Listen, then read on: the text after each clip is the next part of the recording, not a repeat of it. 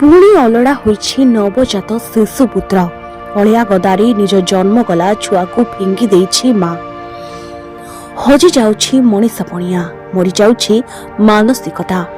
जुग जेते आधुनिक आड़कू गति करुछि ठीक सेहि भଳି लोकंक मानसिकतारे मध्य परिवर्तन हेउछि।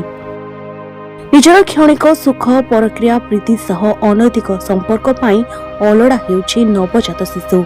बारंबार एभली घटना सामना को आसुथिले मध्य परिवर्तन हेउनाई आम समाज।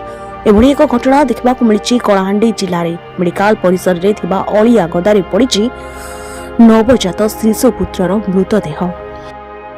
तेबे सूचना अनुसार भवानीपाटना ठारे थिबा शहीद रेंडो माझी भोसज महाविद्यालय बा जिला मुख्य चिकित्सालय परिसर रे थिबा अलिया गदारी नवजात शिशुपुत्रर मृतदेह देखि लोके पुलिस को खबर देथिले।